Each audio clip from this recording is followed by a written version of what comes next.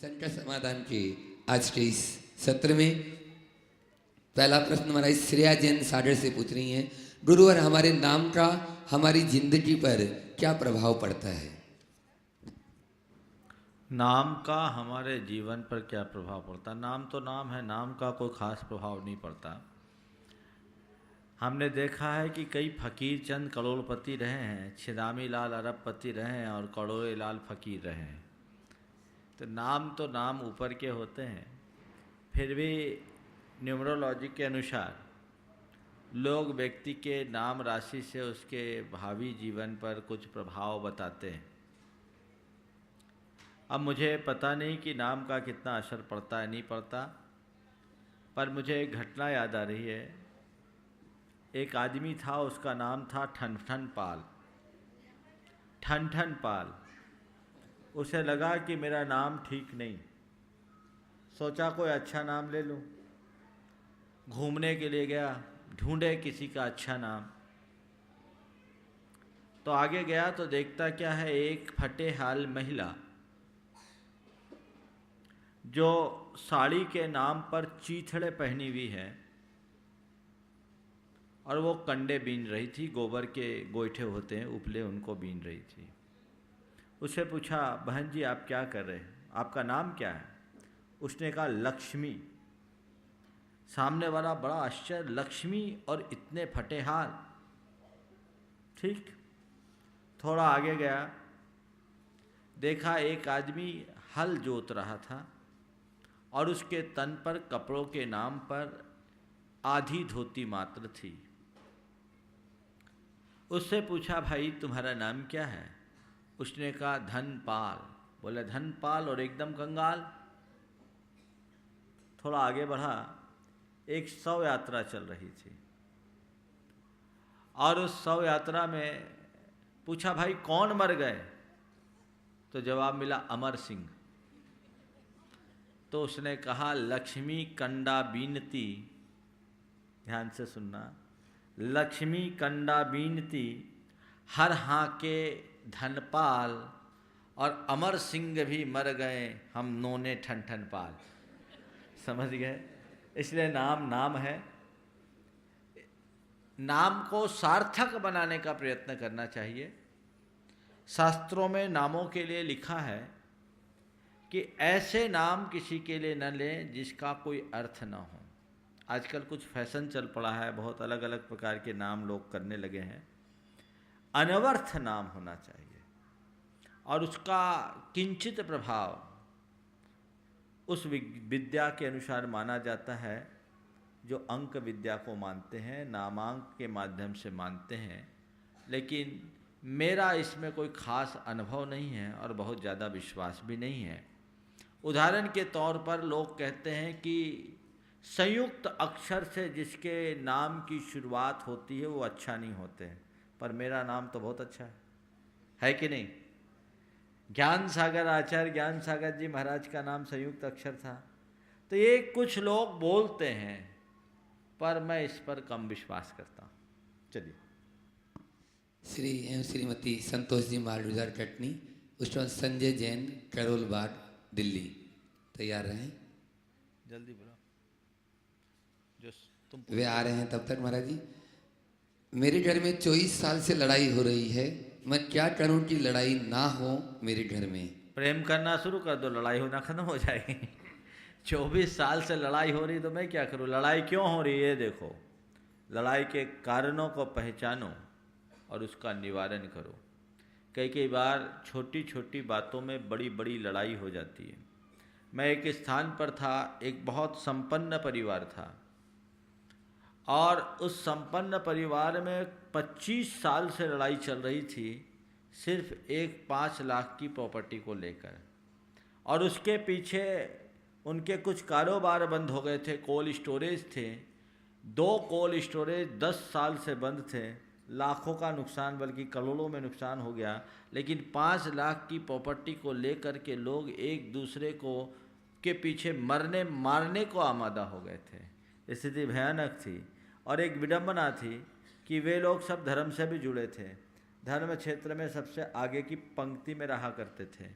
तो संयोग था मेरा वहाँ चातुर्मास हुआ, मुझे मालूम पड़ा। तो एक दिन मैंने अपने प्रवचन में प्रतीकात्मक तरीके से उन्हें बहुत झकझोरा। उसके बाद वो लोग आए और जब दोनों पक्ष से अलग अलग बात की, मैंने कहा एक काम करो, एक कमरे में दोनों बैठो। 4 भाइयों का परिवार था, बोले एक कमरे में चारों बैठो और सॉल्यूशन लेकर के मेरे पास आना। एक कमरा बगल में खुलवा दिया, घंटों उन लोगों की बहस हुई, जोर जोर से सारा जो 25 साल का गुबार था बाहर निकला। और उसके बाद 3 भाइयों ने बड़े भाई से कह दिया कि आप बड़े भाई हो, आप जो करोगे हमको मंजूर। सबका मन पानी हो गया, भरी आँखों और प्रसन्न मन के साथ आए। आज बड़े खुश हैं, इस घटना को 12 साल व्यतीत हो गए, बड़े आनंद में हैं। तो प्रेम घटित होने में देर नहीं लगता। एक तो क्या बोलूँ, ये मालगुजार जी जो आ रहे अभी प्रश्न होन करने के लिए, ये उनका उदाहरण नहीं दे रहा हूँ, इनका दूसरा केस था, लेकिन इनका भी ऐसे ही चलता था। तो प्रेम जल और कुल को एक होते देर नहीं लगते। इनके यहाँ भी ऐसी ये 4 भाई थे, थोड़ी सी बातों को लेकर खींचातानी थी, लेकिन इनके जीवन में भी ऐसे ही परिवर्तन आया। तो अपने ईगो को एक तरफ करे और संपत्ति की जगह संबंध को महत्व देना शुरू करें, आपके जीवन में प्रेम स्थापित हो जाएगा। चलिए, संतोष जी मालगुजार, श्री एवं श्रीमती दोनों चले आएंगे। उसके बाद संजय जैन करोल बाग दिल्ली, ललित जी डंडवाल कोलकाता, सरिता पाटनी कोलकाता। नमस्ते महाराज। मेरा प्रश्न है महाराज जी कि अपन अर्घ चढ़ाते हैं 30-24 के 720 का अर्घ चढ़ाते हैं। इसका समझ में नहीं आता कि 30-24 के 720 तीर्थंकर कौन हुए, कहाँ हुए, कैसे हुए, ये नहीं मालूम। देखिए 5 भरत क्षेत्र है, 2.5 द्वीप में 5 ऐरावत क्षेत्र है। तो 5 भरत में 1 24, 5 ऐरावत में 1 24, तो 10 24 हो गई। ये वर्तमान की 10, ऐसी 10 24 अतीत की, और जो भविष्य में तीर्थंकर होंगे उनकी 10 24। तो भूत भविष्यत वर्तमान की 30 24 मैं गाऊँ। ठीक है, ये है उसका। चलिए, हाँ ललित जी डंडवाल कोलकाता, सरिता पाटनी। हाँ, ये पूछने दो। हाँ, पूछो पूछो पूछो पूछो। नमस्ते। हाँ संलेखना के लिए कौन कौन से हाँ संलेखना के लिए कौन कौन से नियमों का पालन करना चाहिए? महेंद्र सरिता प्रसाद क्या बोले? संलेखना के लिए कौन कौन से नियमों का पालन। संलेखना के लिए कौन कौन से नियमों का पालन करना चाहिए? देखिए, बहुत अच्छा और सही समय पर उपयुक्त प्रश्न पूछा है। देखिए, पहले भी मैंने बोला है संलेखना के विषय में, संलेखना बड़ी सहज प्रक्रिया है। सबसे पहले तो अपने दिमाग से संलेखना को एक हवा है ऐसा निकाल दो। संलेखना हवा नहीं है, संलेखना बड़ी सहज प्रक्रिया है। मैं तो ये मानता हूँ कि अस्पतालों में 50 प्रकार की चिकित्सा करते हुए नलियों से और वेंटिलेटर से लटक करके मरने वाले फिर भी तकलीफ पाते हैं, लेकिन संलेखनारत साधक नमोकार जपते हुए आनंद से देह छोड़ते हैं। भगवान से प्रार्थना करो कि मेरा अंत अस्पताल में आहें भरते हुए न हो, गुरु चरणों में नमोकार जपते हुए हो। अब रहा सवाल, संलेखना हमें करना है तो क्या क्या करना चाहिए? कोई भी अच्छा कार्य करने से पूर्व उसकी प्रारंभिक तैयारी होनी चाहिए, और अच्छी तैयारी का अंजाम सदैव अच्छा होता है। तो आप अपनी अच्छी तैयारी कीजिए, और उस तैयारी के क्रम में हमें 2 तरह से तैयार होना पड़ता है। पहला, अपने परिणामों को निर्मल बनाने की तैयारी, और दूसरी शरीर को कृश करने की। काय और कषायों का सम्यक प्रकार से उनको कृश करने का नाम संलेखना या समाधि है। तो अपने काया को कृश करने के लिए खान पान की प्रवृत्ति पर अंकुश रखें। सबसे पहले रात्रि में 4 प्रकार के आहार का परित्याग करें। फिर दिन में बार बार खाने पीने की आदत पर अंकुश लगाएं। फिर तीसरे क्रम में दिन में भी खाएं तो 2 ही बार खाने का अभ्यास करें। फिर चौथे क्रम में दिन में 2 ही बार मुँह जूठा करने का प्रयास करें। 5वें क्रम में दिन में शाम का भोजन न लेकर के केवल फल दूध जैसी वस्तुओं पर निर्भर रहने का अभ्यास करें। छठे क्रम में शाम को केवल दूध पानी लें, सातवें क्रम में केवल पानी लें और आठवें क्रम में अगर बन सके तो मुनियों की तरह एकासन करना शुरू कर दें। आपको संलेखना में अनुकूलता होगी और इसके साथ साथ शक्ति के अनुसार उपवास भी करें। यदि व्यक्ति स्वस्थ है तो मैं उनको लक्ष्य लेकर के कर रहा हूँ, कोई डायबिटीज आदि का पेशेंट है तो अपनी शक्ति के अनुरूप करे। ये है बाहरी। भीतरी तैयारी अपने परिणामों को निर्मल बनाने के लिए सबसे पहले घर गृहस्थी और व्यापार धंधों के कारोबार से अपने आप को मुक्त रखो, उधर से अपने आप को मोड़ो। व्यापार आप करते हैं तो अपनी व्यापारिक जवाबदेहियां धीरे धीरे अपने संतान को सौंपें। खुद को प्रारंभिक भूमिका में एक मार्गदर्शक की स्थिति में खड़ा कर दें। परिवार का काम है तो परिवार के कार्यों में बहुत ज़्यादा इन्वॉल्व बना रखें। बहुओं को जिम्मेदारियां सौंपना शुरू करें और वो ही करें, ज़रूरत पड़े तो राय दे दें। ब्याह शादी, उधर उधर घूमना फिरना ये सब बंद करें। अपना अधिकतम समय स्वाध्याय और धर्म ध्यान में लगाएं। सामायिक का अभ्यास करें।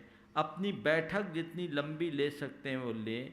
कुछ अच्छे आध्यात्मिक पदों को याद कर लें जो अंत समय में आपको स्मरण करने में सहायक होगा। सबसे अपने आप को विमुख करके भेद विज्ञान का चिंतन और स्मरण करते रहें। शरीर को आप धीरे धीरे जैसे जैसे शरीर क्षीण होता जाए अपनी साधना को प्रखर से प्रखरतर बनाते रहें और जब लगे कि अब स्थिति मेरी गंभीर हो रही है, गुरु चरणों में जाएं और अपनी संलेखना की प्रक्रिया को आगे बढ़ाएं। ये समाधि की आवश्यक तैयारी। सरिता महेंद्र पाटनी कोलकाता, उसके बाद गौतम काला रांची और विनीत जैन अम्बाला तैयार है। नमस्कार। हमें सच्चे देव शास्त्र गुरु पर सच्ची श्रद्धा है तो क्या हम अपने आप को सम्यक दृष्टि माने या नहीं माने? ये तय है होने के लिए और क्या करना है? ये तय है कि सच्चा सम्यक दृष्टि सच्चे देव शास्त्र गुरु पर दृढ़ श्रद्धावान होता है। इसलिए अगर आपके मन में सच्चे देव शास्त्र गुरु के प्रति सच्चा श्रद्धान है तो सम्यक दृष्टि होने की भूमिका में तो आप आ जाते हैं, क्योंकि सम्यक दृष्टि होने के लिए जो पहला लक्षण है वो देव शास्त्र गुरु के प्रति श्रद्धावान है होना है, उसकी आप पूर्ति कर रहे हैं। आपके भीतर वो प्रकट हो गया, यानी आपकी पात्रता अपेक्षाकृत विकसित हुई।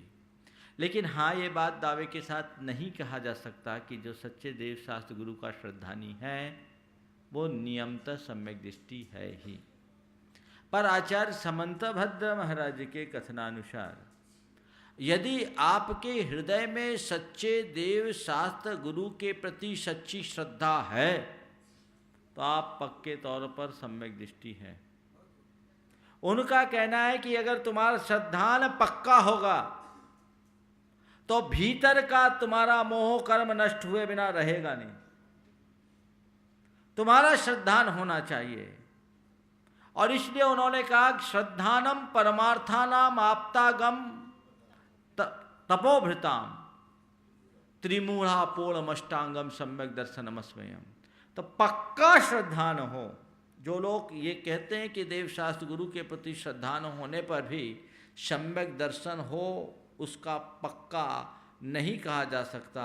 वो उस अपेक्षा से कहा जाता है जिन्होंने देव शास्त्र गुरु के स्वरूप को ठीक ढंग से समझा नहीं और कुल क्रमागत संस्कारवश देव शास्त्र गुरु के प्रति श्रद्धावनत हुआ है, उसका सम्यक तो संदिग्ध है, क्योंकि उसके दर्शन मोहनी कर्म का क्षय क्षोपशम उपशम होने की पक्की गारंटी नहीं है। पर आचार्य कुंद कहते हैं देव शास्त्र गुरु के प्रति श्रद्धान होने का मतलब उनके स्वरूप का ज्ञान होना, स्वरूप को जानना। और स्वरूप को जान लेने वाला व्यक्ति अपनी आत्मा को जान लेता है। आचार्य कुंद कहते हैं कि जो जानदी अर्हंतम दब्बत गुणत पज्जयते ही सो जानदी अप्पानम मोहो खलु जादि तत्सलयम। जो अर्हंत भगवान को उनके द्रव्य गुण और पर्याय के माध्यम से जानता है वो अपनी आत्मा को जानता है, उसका मोह क्षीण हो जाता है, मोह नष्ट हो जाता है। तो मेरी अवधारणा है कि सच्चे देव शास्त्र गुरु के प्रति यदि सच्चा श्रद्धान है तो वो व्यक्ति आत्मश्रद्धानी भी बनेगा, वस्तु स्वरूप का ज्ञानी भी बनेगा और उसकी बढ़ी हुई आत्मविशुद्धि उसके भीतर के दर्शन मोहनी कर्म में हलचल पैदा करेगी। उसके कर्मों का क्षयोपशम और उपशम भी होगा और वो पक्के तौर पर सम्यक दृष्टि होने का अधिकारी हो जाएगा। महाराज श्री, मूल भगवान के ऊपर में कितने छत्र होने चाहिए? भगवान के छत्र त्रय प्रातिहार है, 3 छत्र का ही प्रातिहार होना चाहिए। आजकल लोग मन्नत मनौतियों की भावना से एक भगवान के ऊपर अनेक छत्र लगा देते हैं। अरे भगवान के ऊपर हम क्या छत्र चढ़ाएंगे? भगवान की छत्र छाया हमारे ऊपर, हमको भगवान की छत्र छाया में रहना है। एक लोगों का विश्वास, एक मान्यता, एक अवधारणा बन गई कि मंदिर में छत्र चढ़ाना है, चढ़ाइए। पर वो छत्र प्रातिहार यदि आप मंदिर में अर्पित कर रहे हैं तो या तो 3 करो या 1 की भी चलन है, 1 का भी चलन है, पर शास्त्र के विधान के अनुसार 3 होना चाहिए। और 3 छत्र भी कैसा? भगवान का जो सिर है उससे बड़ा, माने नाक से लेके कान, ये पूरा इतना एरिया जो कवर होता है ना, इससे बड़ा छत्र होना चाहिए। इतना बड़ा सिर है तो कम से कम सिर से चारों तरफ 1 इंची 1.5 इंची बड़ा होना चाहिए। और 3 छत्रों का क्रम बताया, नासिकोत्तारी, जैसे नाक ऊपर पतली है और नीचे चौड़ी हुई है, तो ऊपर का छत्र छोटा, फिर बड़ा, फिर बड़ा, सबसे नीचे का छत्र बड़ा होना चाहिए जो पूरे को कवर करे। ऐसा छत्र चढ़ाओ। 1 छत्र भी चढ़ाओ तो इतना ही बड़ा छत्र चढ़ाओ। और ये मन्नत मनौती के रूप में छत्र चढ़ाना ठीक समझ में नहीं आता। ये प्रातिहार्य है, प्रातिहारी को प्रातिहारी की तरह रखो। हाँ, मंदिर में छत्र के निमित्त यदि किसी की शक्ति नहीं है और छोटा छत्र देना चाहते तो उसको भगवान की वेदी पे चढ़ा दो, बाहर कहीं से टांग दो। लेकिन एक ही 3 छत्र लगे उसमें झूमर की तरह 10-20 छत्रों को टांगना, जैसा कि यहाँ के कुछ मंदिरों में देखने को मिलता है, ये ठीक प्रतीत नहीं होता। आप छत्र चढ़ाओ, छत्र जमा करो, ये आपका दान है, ये अच्छी चीज़ है, लेकिन इस तरीके से करना ठीक नहीं। गौतम जी काला रांची, उसके बाद में विनीत जैन अम्बाला और अभय जैन सतना तैयार है। नमस्ते महाराज जी। आगे यहाँ घेरे में। महाराज श्री, ये यम, नियम, व्रत, अणुव्रत और महाव्रत, इनका फर्क समझाएं। चलिए, सबसे पहले व्रत को लीजिए। पाप के परित्याग का नाम व्रत है। पापों का आंशिक त्याग अनुव्रत कहलाता है। पापों का परिपूर्ण त्याग महाव्रत कहलाता है। किसी भी वस्तु का अभिप्राय पूर्वक जीवन पर्यंत के लिए त्याग करना यम कहलाता है। और एक निश्चित समयावधि के लिए किसी वस्तु के त्याग को नियम कहते हैं। समझ में आ गया? किसी वस्तु का एक समयावधि, टाइम लिमिट के लिए त्याग कर रहे हैं, वो नियम। जीवन पर्यंत के लिए त्याग क्या? यम। पाप के परित्याग का नाम व्रत, पूरी तरह त्याग का नाम महाव्रत, आंशिक त्याग का नाम अनुव्रत। क्या ये जरूरी है कि अणुव्रत लेने के लिए प्रतिमा लेना जरूरी है? कुछ नहीं, अनुव्रत लेने के लिए प्रतिमा लेने की जरूरत नहीं है, पर प्रतिमा वालों को अनुव्रती होना जरूरी है। आप अनुव्रत ले सकते हैं, और अनुव्रत तो मैं कहता हूँ सबको लेना चाहिए। जैन धर्म के अनुयायी हैं, अनुव्रत यानी छोटा व्रत, अपनी शक्ति और परिस्थिति के अनुरूप। अनुव्रत का पेट बहुत बड़ा है, आप अनुव्रत को अलग अलग स्तर पर पाल सकते हैं। मैंने अनुव्रत क्या 12 व्रतों की कुछ व्याख्या इस तरीके से की है। एक चार्ट है ब्रह्मचारी जी से, आप लोगों को मिल जाएगा। उसको नेट पर भी लोड करवा दो, ताकि लोग नेट पर लोड करवा दो, लोग उसको देख लेंगे। एक 12 व्रत, एक लेमैन किस तरीके से अपने जीवन में 12 व्रतों को पाल सकता है, मैंने उसे व्याख्यायित किया है। आप उसे देखिए और उतना व्रत तो ले ही लें। प्रारंभिक स्तर का व्रत, उसे प्रतिमा की संज्ञा नहीं दें, लेकिन एक बंधन में तो बंधे। पाप को आप जिस स्तर पर छोड़ सके वहाँ छोड़ने की कोशिश करें। एक बात तय मान लें, बिना पापों को त्यागे जीवन का कल्याण नहीं होगा। विनीत जैन अम्बाला, उसके बाद अभय जैन सतना, इंजीनियर रमेश जी जैन सतना तैयार है। नमोस्तु महाराज श्री। महाराज जी, मेरा क्वेश्चन ये है कि जो बच्चे गरीब होते हैं, जिनकी फाइनेंशियल कंडीशन अच्छी नहीं होती, जिनके माता पिता उन्हें अच्छे से पढ़ा लिखा नहीं सकते, तो हम सब स्टूडेंट्स का क्या रोल है? हम सब उन गरीब बच्चों को कैसे पढ़ाएं, उनकी सहायता कैसे करें और उनके चेहरे पर मुस्कान कैसे लाएं? बहुत सुंदर।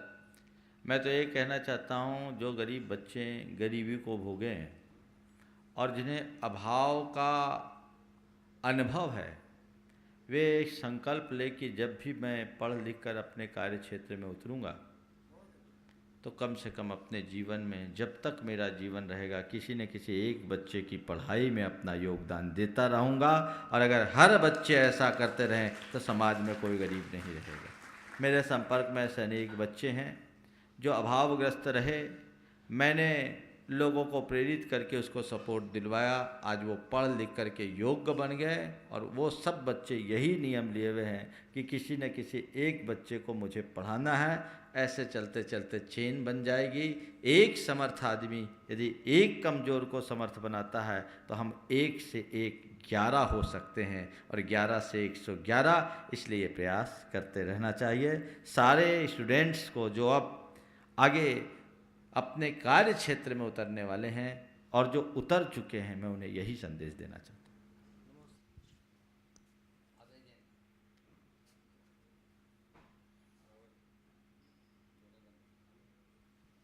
ओम। अब हेलो, नमोस्तु महाराज जी। महाराज जी, संसार में मनुष्य धर्म को जानते हुए भी उसके अनुसार आचरण क्यों नहीं कर पाता है? धर्म को जानते हुए भी उसके अनुसार आचरण क्यों नहीं कर सकता?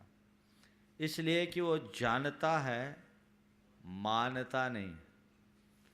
जानना और बात है, मानना और बात है। जब तक धर्म के विषय में हम जो जानते हैं उसे हम अपने लिए कल्याणकारी न माने, तब तक हमारे कदम उस तरफ नहीं बढ़ते। 2 कारण हैं व्यक्ति के धर्माचरण से विमुख होने का। पहला कि धर्म को जानने के बाद भी उसको मानते नहीं, और दूसरा पापों से भय नहीं होता। जब तक पाप से भय न हो, पाप हमें अपने लिए अकल्याणकारी प्रतीत न हो, तब तक पाप विमुखता संभव नहीं है। और पापों से विमुख हुए बिना धर्म के मार्ग में आगे बढ़ना संभव नहीं। इंजीनियर रमेश जी जैन सतना, उषा प्रदीप शिल्पी अजमेरा हजारीबाग तैयार है। नमस्ते महाराज। महाराज जी, जब किसी परिवार में अस्थमा एक या अकाल निधन हो जाता है तो उस मौत को साथ स्वीकार नहीं कर पाता, वो फिर भटकाव की स्थिति में यहाँ भटकता है। फिर बहुत से सलाहकार मिलते हैं, कोई कहता है कालो जादू हो गया, मूठ हो गई, और इसी दरमियान कोई ज्योतिष लोग बताते हैं कि अभी मृत्यु का योग नहीं था, ये नग धारण करना चाहिए। नग विशेषज्ञ भी ऐसा कहता है। कृपया बताएं इस पर कितना विश्वास किया जा सकता है? देखिए, मैं आपको एक ही बात कहता हूँ, ज्योतिष की उपयोगिता घटना घटने से पहले है, घटना घटने के बाद नहीं। पहली बात तो ये मान के चलो। अब जब घटना घट ही गई तो हम क्यों ज्योतिषी के पास जा रहे हैं? ज्योतिष का आलंबन या उपयोग तो तब उचित माना जाता है कि भविष्य के विषय में हमें कुछ जानकारी मिल जाए और हम सावधान हो जाएं, ताकि भावी अनिष्ट को टाल सके। अब घटना घट गई, मरने वाला मर गया, तो दुनिया में कोई ऐसा ज्योतिष पैदा नहीं हुआ जो मरे को जिंदा कर सके, और दूसरा ऐसा भी कोई ज्योतिषी पैदा नहीं हुआ जो व्यक्ति को मरने से बचा ले। मणिमंत्र तंत्र बहु होई, मर तो न बचाए वे कोई। एक पहले सिद्धांत रखो, इस पर श्रद्धान रखो। तो पहली बात तो ज्योतिष का उपयोग आध्यात्मिक दृष्टि से किया जा सकता है, बशर्ते ज्योतिष के माध्यम से हम अपने भावी फलित को जानकर वर्तमान को बदलें, सुधारें, तो कुछ अंशों में परिवर्तन हो सकता है। दूसरी बात, आज ज्योतिष के प्रति मैं विश्वास रखता हूँ, ज्योतिषियों पर बहुत कम विश्वास रखता हूँ, क्योंकि आजकल ज्योतिष के नाम पर ढकोसले भी बहुत बढ़ गए हैं। इसलिए सच्चे और सही ज्योतिषियों के संपर्क में ही रहना चाहिए। और ऐसा कोई ज्योतिषी मेरे देखने में आज तक नहीं आया जिसकी सभी बातें सही हों। 60% बात अगर सही निकल गई तो समझ लेना बहुत अच्छा ज्योतिषी। तो उनमें लकीर के फकीर नहीं होना चाहिए। घटनाएं कोई भी घट जाए अनहोनी, और मन अधीर होने लगे, तो उस अनहोनी को होनी मानकर स्वीकार लो, तुम्हारा मन अधीर नहीं होगा, शांत हो जाएगा। हमारा धर्म हमें यही कहता है। घटना घट गई, अब हमें झेलना है। अब हमको किसी ने कह दिया अरे ये होना नहीं था, हो गया, तो दिमाग में एक कीड़ा और काटेगा, अरे गड़बड़ हो गया, हमने पहले ऐसा कर लिया होता तो हो जाता, अब क्या होगा, ये हो गया, ये काला जादू हो गया, ये हो गया, वो हो गया, दिमाग में उल्टा सुल्टा फितूर चढ़ जाता है। अब इसका कोई औचित्य नहीं, इस तरह की बातें हमारे दिमाग में आनी ही नहीं चाहिए, सोचना ही बंद कर दें, समझ गए। तो जब भी ऐसी कोई घटना घटती है, घट गई, अब उसके बारे में कोई व्याख्या विवेचना नहीं। अब रहा सवाल काला जादू, मूठ मारना, इनका असर होता है कि नहीं होता। मैंने सुना है कि लोग काला जादू करते हैं, मूठ चलाते हैं, पर बंधुओं मैं आपसे ये कहना चाहता हूँ, तत्व ज्ञानी बनिए, सम्यक श्रद्धानी बनिए, इन टोटकेबाजी पर ज़्यादा विश्वास मत करिए। जब तक आपकी आयु है दुनिया की कोई ताकत मार नहीं सकती, और आयु के नष्ट हो जाने के बाद तुम्हें कोई बचा नहीं सकता। मूठ मारने के विषय में मैं बताऊं, मेरे बहुत पुरानी घटना है 1996 की। एक सज्जन जो मेरे संपर्क में थे, उनसे किसी ने कह दिया कि तुम पर किसी ने मूठ चला दिया। वो व्यक्ति डिप्रेशन में आ गया। निश्चित मौत किसको प्रभावित नहीं करती, मनुष्य को सबसे प्रिय अपने प्राण लगते हैं, और जहाँ प्राणों के वियोग की बात आती है तो जी घबराने लगता है। वो व्यक्ति बहुत आसान, और उससे भी ज़्यादा उसकी पत्नी परेशान। मुझसे कहा महाराज अमुक ने मूठ चला दिया है, ऐसा है वैसा, तमाम प्रकार की बातें जब उन्होंने की, तो मैंने उसके आत्मविश्वास को जगाने के उद्देश्य से मैंने कहा कोई नहीं, ये सब गप है, मैं बैठा हूँ तुम्हारे लिए, कोई मूठ मूठ नहीं है, और ये लो तुम नमोकार मंत्र की जाप करो। और मैंने कहा घर से बाहर निकलो तो नमोकार मंत्र और उपसर्ग हर स्तोत्र पढ़कर आत्मरक्षा कवच बना करके चलो, तुम पर कोई मूठ नहीं होगा, देख लेना सब ठीक हो जाएगा। उसको मैंने इस तरीके से मोटिवेट किया, उसका आत्मविश्वास जगा दिया। 1996 और 2014 15 आ गया, ये 18 साल 19 बरस हो गए, आज तक वो सलामत है, कोई मूठ नहीं। मैंने उसे समझाया कि जब तक तेरी आयु है तुझे कोई मार नहीं सकता, और आयु नहीं होगी तो तुम्हें कोई बचा नहीं सकता। मेरे संपर्क में एक व्यक्ति है, देखो आयु मनुष्य को कैसे बचाती है। अपने क्षेत्र का बड़ा प्रभावशाली रंगदार, ब्याज बट्टे का काम, लेन देन, दबंग व्यक्तित्व, गांवों से लेन देन होता था।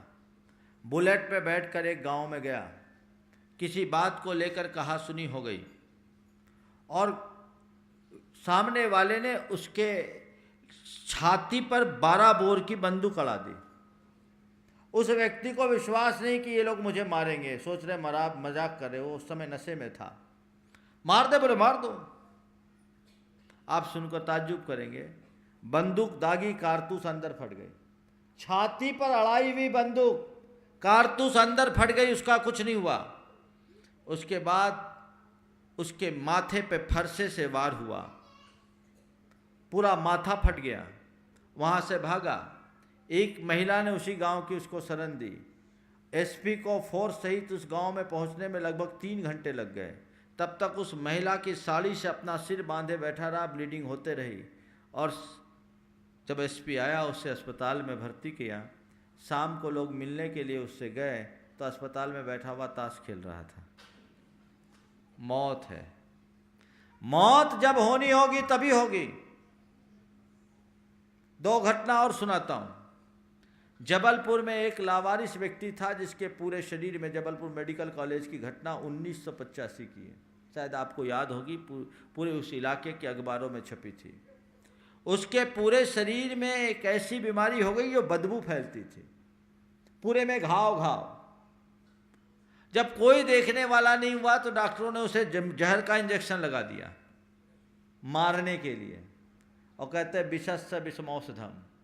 वो जहर उसके लिए अमृत का काम कर गया, वो जहर उसकी दवाई हो गई, सारा इन्फेक्शन खत्म हो गया, वो आदमी स्वस्थ हो गया।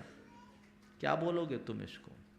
एक घटना सागर की है, ये भी घटना लगभग 12, 15, 20 साल पुरानी होगी। सागर में राहतगढ़ बस स्टैंड के पास जो रेलवे का फाटक है, रेलवे फाटक बंद था और एक चील अपने पंजों से एक सांप को पकड़ करके उड़ रहा था। फाटक बंद, ट्रैफिक जाम, एक युवक स्कूटर से जा रहा था, वो भी अपना स्कूटर वहीं खड़ा किया और सबकी दृष्टि चील पर पड़ी। ज़्यादा ऊंचाई पर चील नहीं था, सांप को लेकर जा रहा है, चील के चोंच में सांप है और अचानक चील के पंजे से वो सांप छूटा और उसी की स्कूटर के नीचे गिरा और सांप गुस्से में था, जोर का दंश उसके पाँव में मारा और इसी बीच चील फिर आया और उस भीड़ से उस सांप को उठा के ले गया। वो व्यक्ति ऑन स्पॉट चला गया। अब बोलो, अब क्या कहोगे? कौन सा मूठ है, कौन सा काला जादू है? उस व्यक्ति की मृत्यु उस सांप के माध्यम से होनी ही थी, इसीलिए फाटक का बंद होना हुआ, उसका ऊपर ताकना हुआ, स्कूटर रोकना हुआ, सांप का उतनी देर के लिए छूटना हुआ और उसके बाद उसको वापस ले जाना हुआ। इसलिए इन सब बातों पर विश्वास मत करो, इन अंधविश्वासों से बचो। मैं एक ही लाइन कहता हूं, कर्म सिद्धांत के श्रद्धानी बनो, कर्म कांडों के नहीं। ये जितने लोग हैं ये आदमी का मनोबल तोड़कर उसे अपने ग्रिप में लेते हैं और अपनी दुकानदारी चलाते हैं।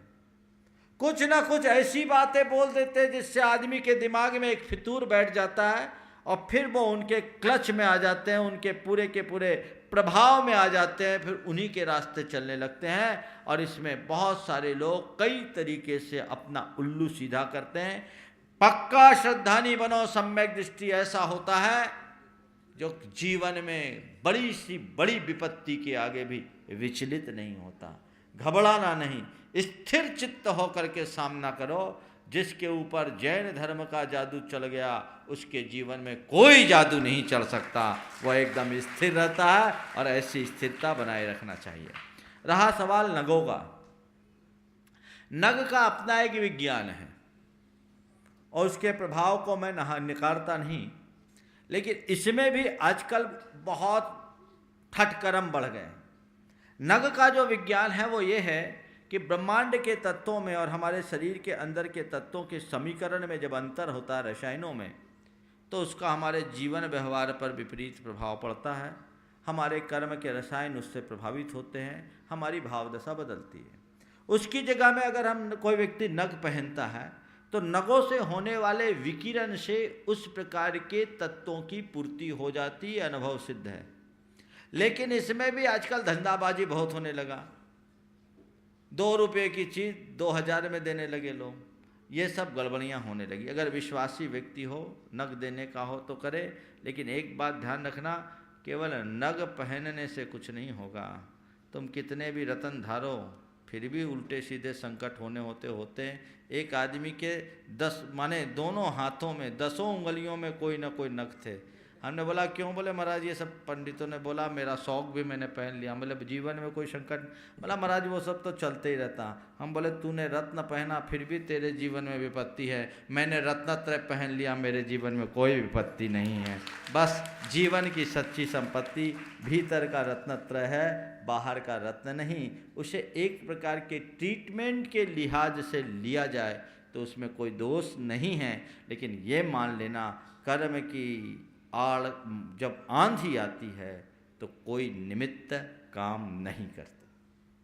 प्रदीप जी शिल्पी अजमेरा हजारीबाग, उसके बाद में श्रीमती संध्या जैन बिलासपुर तैयार है और श्रीमती चंद्रकला पाटनी भी। नमस्ते महाराज श्री, हमारा प्रश्न ये है यहाँ के दोनों कि रात्रि में भगवान की परिक्रमा करनी चाहिए या नहीं? रात्रि में भगवान की परिक्रमा करने का विधान हमारे यहाँ नहीं है, परंपरा नहीं है, दिन में ही करनी चाहिए। हाँ। कारण क्या है? अगर इसका कोई कारण नहीं, एक परंपरा है। क्योंकि परिक्रमा हमारी भक्ति का एक अंग है, पूजन पाठ का अंग है और ये सब दिन में ही चलता है, इसलिए दिन में करें। इसके पीछे एक कारण मुझे ये भी समझ में आता है कि पुराने ज़माने में जो मंदिर होते थे उसके गर्भगृह के पीछे काफ़ी अंधकार होता था, तो रात्रि में आप परिक्रमा करें, कोई जीव जंतु हो तो उसका विघात ना हो जाए, क्योंकि रात्रि में पहले मंदिरों में लाइट भी नहीं होती थी, लाइट तो आ जाए, केवल दीप जलता था और दीप भी गर्भगृह में जलता था, उसका प्रकाश गर्भगृह तक ही सीमित रहता था। तो गर्भगृह के पीछे की परिक्रमा पथ में बहुत अंधकार होने से चूहे आदि के भी मरने की संभावना हो सकती है, शायद इसलिए इस परिक्रमा की परिपाटी को बंद कर दिया हो। अब आप कहेंगे कि महाराज अब तो लाइट हो गया, अब कर ले तो क्या बुराई है। तो भैया मैं इतना ही कहता हूँ, कुछ चीज़ें हैं परंपरा के रूप में, उसे अपनाने में क्या बुराई। इस निमित्त से कम परिक्रमा लगाने के लोभ में आप दिन में मंदिर तो जाओगे, नहीं तो कहोगे हम दिन में मंदिर क्यों जाएं, रात में ही जाएं, इसलिए परंपरा भी ठीक है। महाराज श्री मैं ये जानना चाहती हूँ, हाँ, थोड़ा माइक पास में लेके। हाँ, मैं ये जानना चाहती हूँ कि हम लोग अरिहंत भगवान से पहले शिव भगवान को मानते हैं ना। बस हम लोग बोलते हैं ना, गुरु गोविंद दोनों खड़े कांके लागे पाँव, बलिहारी गुरुदेव आपकी गोविंद दियो बताए। अरहंत ही सिद्ध का पता बताते हैं, अरहंत हमें मूर्त रूप में दिखते हैं, सिद्ध अमूर्त है, इसलिए हम लोग अरहंत की वंदना पहले करते हैं। श्रीमती संध्या जैन विलास पृष्ठवाद में श्रीमती चंद्रकला पाटनी रांची। नमस्ते महाराज जी। महाराज जी, गृहस्थ धर्म को काजल की कोठरी कहा गया है। काजल की कोठरी में हम लोग जब गृहस्थ धर्म का पालन करते हैं तो कालिक लग जाती है, उस कालिक को कैसे साफ किया जाए? गृहस्थ धर्म को काजल की कोठरी ये कहा है तो किसी ने किसी अपेक्षा से कहा है, लेकिन काजल की कोठरी में कालिक लग जाए, मैं आपसे कहता हूँ काजल की कोठरी में कालिक कब लगती है? जब दीवार से चिपकते हैं। बीच में रहो तो कालिक नहीं लगेगी, समझ गए ना। कोठरी काजल की है, लेकिन उसके बीच में रहोगे तो कालिक कहाँ लगेगी? कालिक तो दीवारों में है। तो गृहस्थ जीवन में रहकर उस कालिक से बचना चाहते हो तो दीवारों से चिपको मत, मतलब गृहस्थी में रहो पर गृहस्थी से चिपको नहीं, अलिप्त हो करके रहो तो बचे रहोगे। और थोड़ा बहुत जो कालिक लगता है उसके फर्श में पांव रखने से, क्योंकि फर्श भी उसी का है, तो वो जो कालिक है वो दान धर्म के माध्यम से, पूजा पाठ के माध्यम से उसे साफ कर लो, इसके अलावा तुम्हारे पास कोई उपाय नहीं। श्रीमती चंद्रकला जी पाटनी आ रही हैं, उसके पहले एक सूचना दे दूं सभी श्रोताओं को। कल शनिवार का दिन है और शनिवार का दिन बच्चों का दिन होता है, इसलिए जितने भी श्रोता भी सुन रहे हैं मुझे और महाराज श्री को, उनसे अनुरोध है कि वे बच्चों को कल अवश्य लेकर बैठें, चाहे छोटे हों चाहे बड़े बच्चे हों। और उस समय ऐसी यहाँ व्यवस्था भी रहेगी, ऑनलाइन भी वे प्रश्न पूछ पाएंगे, हमारे कार्यकर्ता यहीं पे रहेंगे पास में ही। आप उन जो कॉन्टैक्ट नंबर चल रहे हैं इस पे आपकी टीवी स्क्रीन पर, उन पर आप तुरंत अपना प्रश्न बताएंगे और परम पूज्य महाराज श्री के श्री चरणों में वह पर्ची तुरंत पहुंच जाएगी, जिससे आपको घर बैठे आपकी शंका का और बच्चों की शंका का समुचित सटीक समाधान परम पूज्य महाराज श्री से प्राप्त होगा। बच्चों को ही अवसर मिलेगा, और यहाँ जो बच्चे हैं उनको भी अवसर मिलेगा। एक पर्ची हो रहे, रागिनी निर्मल जैन, विले पार्ले मुंबई, ये संगी जी के पास में अभी फोन आया, उन्होंने सूत्रधार के रूप में अपनी स्वीकृति दी और पैसा भी जमा करा दिया है। जोरदार तालियों से उनका स्वागत करें, अभिनंदन करें। नमस्ते महाराज श्री। महाराज श्री, गंधर्व वलय क्या कहलाता है और इसकी क्या महिमा है? गणधर वलय, गणधर वलय, गणधरों के समूह को गणधर वलय कहते हैं। हमारे आगम में गंधर वलय मंत्र का बहुत महत्व है। तीर्थंकर भगवंत की वाणी में ये गणधर वलय निकला है। जैसे नमोकार मंत्र को हम अनादि निधन कहते हैं, सतकंदागम के मूल सूत्रों में गणधर वलय के सूत्र बताए हैं। नमो जिनानम, नमो ही जिनानम, नमो परमो ही जिनानम, नमो सब्वो ही जिनानम, नमो अनंतो ही जिनानम आदि ये जो मंत्र हैं ये गणधर वलय के मंत्र हैं। इनका बड़ा महात्मा बताया गया है। इनके माध्यम से सारे रिद्धिधारी मुनि भगवंतों की स्तुति होती है और इनका महत्व इतना बताया गया है कि मनुष्य के जीवन में जो अशुभ अमंगल बातें होती है, इस मंत्र के प्रयोग से उनका काफ़ी हद तक निवारण हो जाता है। किसी की भी मुनि दीक्षा होती है तो उससे पूर्व गणधर वलय का पाठ और विधान करने का विधान बताया, उससे उस दीक्षार्थी के भीतर की पात्रता बढ़ जाती है।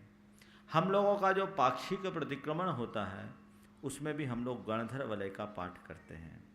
आप लोग जो रोज पूजा करते हैं उस पूजा में नित्य प्रकंपाद्भुत केवलौगा जो पढ़ते हैं, इसके अनुसार भी ये भी आपका एक प्रकार का गणधर वलय ही है, गणधरों की स्तुति है, रिद्धिधारों की स्थिति है, इसलिए इनका बड़ा प्रभाव है।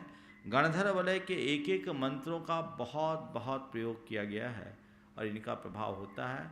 व्यक्ति को इनका नियमित पाठ और जाप करना चाहिए ताकि अपने अशुभ अमंगल का निवारण किया जा सके। कुमारी शिवानी जैन नागपुर, छोटी सी बच्ची है। नमोस्तु महाराज जी, मेरा प्रश्न ये है कि आप महाराज जी क्यों बनते हो? हम महाराज जी क्यों बनते हैं? देखो, आपने भगवान को देखा? भगवान कैसे होते हैं? भगवान कैसे होते हैं? बोलो। भगवान हमारी तमन्ना पूरी करते हैं। नहीं, भगवान को आपने किस रूप में देखा? देखो, भगवान कैसे रहते? कपड़े पहने रहते हैं? नहीं। कैसे रहते हैं? बोलो। बिना कपड़े के। जैसे हम लोग रहते हैं वैसे रहते हैं ना? हाँ। तो जिनको भगवान बनना होता है उनको मुनि बनना पड़ता है। भगवान भी पहले मुनि बने थे, फिर भगवान बने, समझ गए? तो अपने आप को आगे बढ़ाना है तो मुनि बनना होगा। हम लोग भी इसीलिए मुनि बने, ठीक है? और हाँ, 1 मिनट बचा है। क्या सुन? हाँ, बोलो जल्दी। नियम टूटने के डर से नहीं लेना अच्छा है या ले लेना चाहिए? अगर टूटने की आशंका हो तो दीक्षा जैन। नियम टूटने के भय से नियम न लेना कमजोरी है। अरे जो नियम लेगा उसी का तो टूटेगा। परीक्षा में बैठकर फेल हो जाना अच्छा है, परीक्षा में फेल ना हो जाए इस डर से परीक्षा से बाहर होने की अपेक्षा। जो परीक्षा में बैठता है, हो सकता है कि भाग्य से उसका पेपर उसके अनुकूल हो जाए तो फेल भी ना हो और पास हो जाए, लेकिन जो परीक्षा में सवाल बड़े जटिल आएंगे इस भय से परीक्षा भवन से ही बाहर हो जाता है, वो कभी पास नहीं हो सकता। इसलिए नियम लो, तोड़ने के लिए नियम मत लो, निभाने के लिए नियम लो, और उन नियमों का अगर निर्वाह करने में त्रुटि हो जाए तो प्रायश्चित करके शुद्ध हो और स्थिर हो जाओ। इस प्रकार आज के शंका समाधान के लिए मैं यहीं पर विराम देता हूँ। सभी श्रोताओं की ओर से अपनी ओर से